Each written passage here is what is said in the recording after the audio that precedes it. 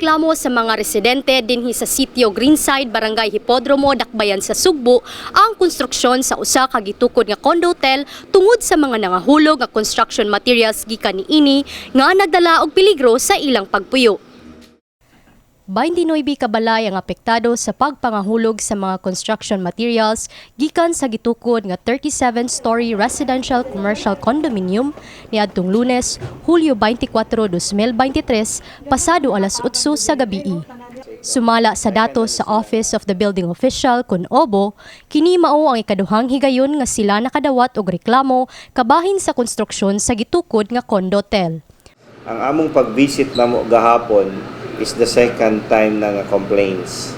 We received the first complaint way back June 6. But katong first nga complaint is na-addressan, na-settle na siya tanan. So kahapon ang amo ang pag-inspect is another falling debris. Gibutyag ni Roberto Bacolod Jr., kapitan sa Barangay Hipodromo, nga natagak ang bugat nga frame sa signage sa maong proyekto nga miigo sa mga kabalayan.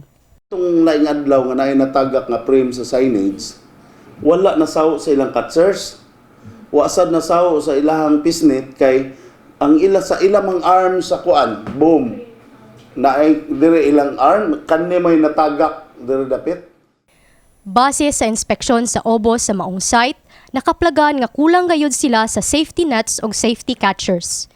Gipahimangnuan sila sa OBO nga pun-an ang maong safety construction measures ug ipahunong usab ang konstruksyon hangtod sa makatuman sila niini. Gipadayag sa mga residente sa sitio Greenside nga naapektuhan sa maong konstruksyon ang ilang kahadlok nga matagakan sa mga construction materials gikan sa taas ug ang epekto niini sa ilang panginabuhian. Delikado ganang kundo. Di ba na mga tagak-tagak? Nya di mo mamalayan ay mo agi ya matagakan do so unsa may mahitabo ana nya nga ako sang sin natagakan nagputaw nga dako mo na nga nalumping sa kinatasan. Sa kasamtangan, giabisuhan ni Kapitan Bacolod ang apektado nga mga lumulupyo sa sitio Greenside sa pagbalhin og temporaryo nga kapuy-an sulod sa usa hangtod 2 ka buwan. Nasayran nga aduna nay namalhin nga mga residente sa silingan nga sitio, kasikbit nga barangay ug ang uban nanguli sa ilang mga probinsya.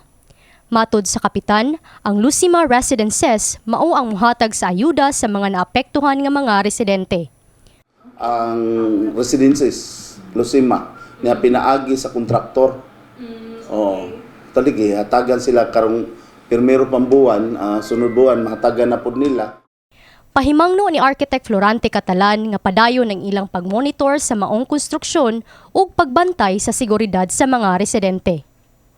Please make it sure na safety ang atong construction activities. Dapat na ang project engineers or the architects, especially the safety officers nga naa sa construction site. Kauban si Cielo Laborada, kini si Angel Anhabian, UPCOM intern alang sa My TV Cebu.